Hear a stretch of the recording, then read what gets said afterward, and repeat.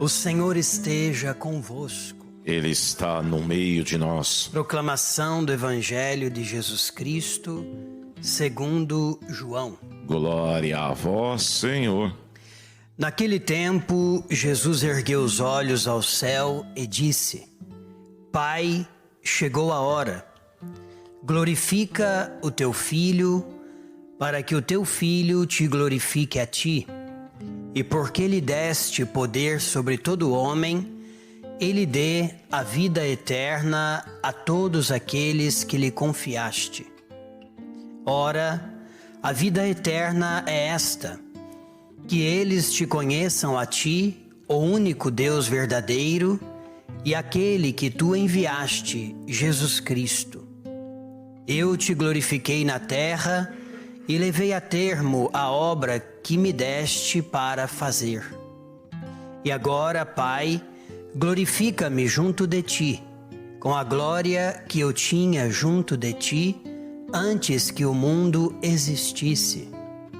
Manifestei o teu nome aos homens, que tu me deste do meio do mundo. Eram teus, e tu os confiaste a mim, e eles guardaram a tua palavra. Agora eles sabem que tudo quanto me deste vem de ti, pois dei-lhes as palavras que tu me deste, e eles as acolheram, e reconheceram verdadeiramente que eu saí de ti, e acreditaram que tu me enviaste. Eu te rogo por eles, não te rogo pelo mundo, mas por aqueles que me deste, porque são teus. Tudo o que é meu é teu, e tudo o que é teu é meu. Eu sou glorificado neles. Já não estou no mundo, mas eles permanecem no mundo, enquanto eu vou para junto de ti. Palavra da salvação. Glória a vós, Senhor. Pai, glorifica o teu Filho. Caríssimos irmãos, o Evangelho de hoje é muito profundo, muito bonito. E a Igreja reconheceu sempre neste Evangelho do capítulo 17, segundo São João, a oração sacerdotal de Jesus. Porque Jesus está caminhando para a sua entrega definitiva ao Pai, e o seu coração está cheio de amor pela humanidade, no desejo de entregar-se como sacrifício perfeito, como cordeiro sem mancha, para que o mistério da redenção aconteça. E o Evangelho de hoje, na verdade, é uma oração profunda que Jesus faz e se dirige ao Pai. Se nós notamos, o primeiro versículo do Evangelho, proclamado agora, nos diz que Jesus ergueu os olhos ao céu e disse: Pai, glorifica o teu Filho. Imaginemos esta cena onde Jesus, ele volta o seu olhar para o céu e se dirige ao Pai.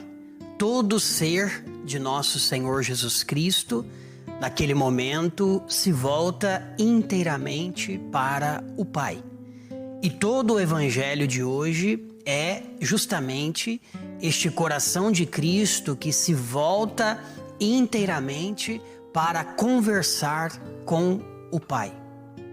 E Jesus, quando pede: Pai, glorifica o teu Filho, ele está dizendo que está pronto para dar a sua vida. E o verbo glorificar, no Evangelho de São João, ele tem um movimento que, claro, simboliza a cruz, porque a glória, segundo o Evangelho, é a crucificação, é a cruz de Cristo, que de maldição, que representava no Antigo Testamento em Deuteronômio, se tornará um instrumento de bênção. Portanto, quando Jesus está falando desta glorificação, a palavra de Deus compreende o movimento de Jesus da terra à cruz, da cruz à ressurreição, da ressurreição ao mistério da ascensão. Então, a glória de Cristo, ela compreende este itinerário. Um itinerário que Jesus se entrega na dor da paixão, dos sofrimentos, é crucificado, é sepultado, ressuscita gloriosamente ao terceiro dia, ascende-se aos céus e assim está à direita do Pai, pronto para derramar sobre todos nós o dom do Espírito Santo. E aí nós percebemos que o evangelho de hoje é esta oração profunda de Jesus ao Pai, que estabelece com ele uma profunda comunhão. Jesus e o Pai são um no Espírito Santo. E esta comunhão de Jesus com o Pai, ela é tão profunda que Jesus ele se esquece de si para rogar por todos aqueles que ele vai deixar aqui neste mundo. Não rogo por mim, mas rogo por aqueles que tu me deste. Jesus roga e continua rogando por cada um de nós para que nós não nos percamos, porque o desejo de Deus é que nós sejamos salvos. E aí nós percebemos que Jesus vai dizer que, Pai, eu darei a vida eterna àqueles que me confiaste. E aí Jesus depois segue dizendo, a vida eterna é esta, que eles te conheçam a ti, o único Deus verdadeiro, e aquele que tu enviaste, Jesus Cristo. É muito bonito porque Jesus aqui, ele nos mostra que a vida eterna, ela já pode ser vivida agora na nossa vida. Porque quando nós falamos de vida eterna, nós apenas às vezes lembramos da realidade do céu, claro. Ali estaremos, pela misericórdia de Deus, se alcançarmos esta graça, em plenitude diante de Deus na glória eterna. Mas a vida eterna, segundo Jesus aqui no Evangelho, ela começa agora. Aqui na Santa Missa nós estamos vivendo a vida eterna. Quando eu estou diante de Jesus Eucaristia, eu estou diante da vida eterna. Eu estou buscando e alcançando a vida eterna. E isto é muito lindo porque a vida eterna, na verdade, segundo o Evangelho proclamado, é este desejo contínuo de nós estarmos em comunhão com Deus. Em comunhão com Deus que se dá pela oração, como Jesus está totalmente voltado para o Pai. Comunhão com Deus que se dá nesta consciência profunda de que quando eu estou na presença dEle, quando eu estou diante do mistério da Eucaristia, na Santa Missa, quando eu estou rezando, quando eu estou falando com Deus no meu dia a dia, eu estou vivendo a vida eterna. Claro que de modo, como eu disse, imperfeito, mas é a vida eterna acontecendo no nosso coração, na nossa alma, no nosso interior. E aí Santo Agostinho, quando comenta este evangelho, ele vai dizer que a cruz de Cristo é a sua glória. E nesta glória brilhou a caridade. É justamente isto, Jesus aqui, ele está expandindo a caridade do seu coração em favor de todos os homens e mulheres, para que nenhum se perca. Santo Agostinho ainda vai dizer, comentando este evangelho, que os demônios conhecem Jesus. Mas não basta conhecer Jesus, é preciso crer nele e permanecer nele. Isso é muito importante, porque não basta crer, é preciso permanecer. E esta permanência exige de nós uma consciência continuada de que o nosso coração, a nossa vida, precisam cada vez mais estarem voltados para Deus. A igreja vai dizer no catecismo também que a felicidade do homem é a vida eterna no interior da Trindade. E a igreja também vai definir a vida, no catecismo, a vida é conhecer o único Deus verdadeiro e o seu Filho enviado até nós, Jesus Cristo. Portanto, Jesus está falando, olha, se você quer ter vida, você precisa estar em comunhão comigo. Se você quer ter vida, você precisa compreender que a vida eterna, ela já está acontecendo nas realidades do seu cotidiano, quando o seu coração, a sua alma, a sua vida estão voltados para mim.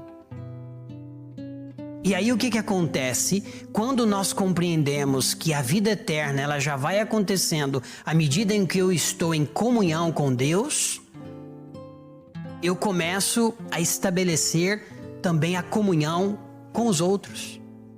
Uma pessoa que caminha no Espírito Santo, ela sempre estabelece comunhão. Uma pessoa que ora e que reza e que procura viver o mistério da vida eterna no hoje da sua vida, ela procura também estabelecer comunhão. Por isso, uma pessoa que está cheia do Espírito Santo, ou que procura viver o Pentecostes todos os dias da sua vida, é uma pessoa que está em comunhão com Deus, com o outro e com a igreja. Nós somos um único corpo.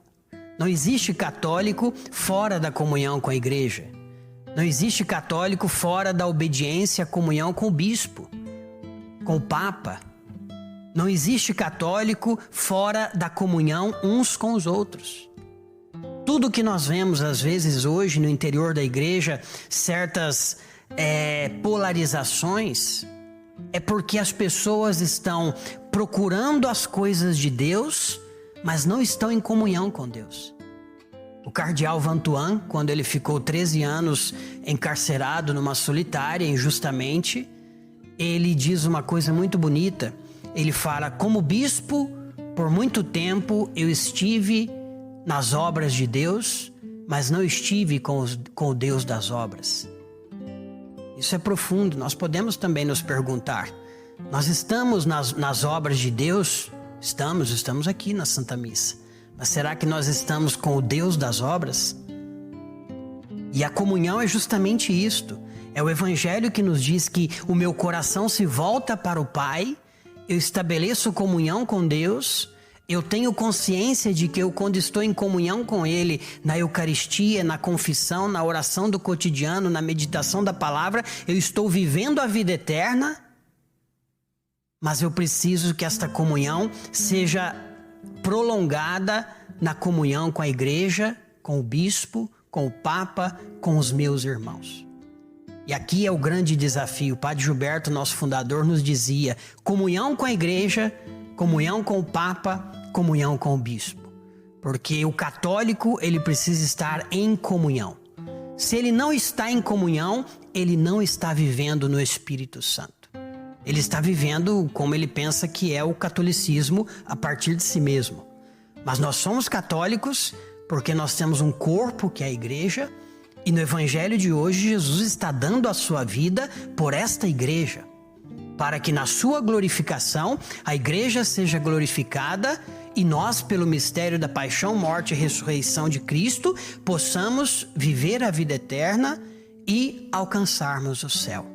Vamos pedir a Deus que nos dê esta graça, como o apóstolo Paulo na primeira leitura, que estava prestes a dar a sua vida em martírio, mas permaneceu fiel ao Evangelho, permaneceu fiel à comunhão dos apóstolos. Ele disse: eu vos anunciei toda a verdade. Se alguém se perder, não é culpa minha, mas eu apresentei o projeto de Deus. Que o Senhor então nos ajude, que nós possamos, como cantamos no Salmo: reinos da terra, cantai ao Senhor. Nós somos chamados a cantar a Deus um canto novo, como diz Santo Agostinho, à medida em que nós estabelecemos esta união com Deus, esta humildade de estarmos em comunhão com a igreja. Amém.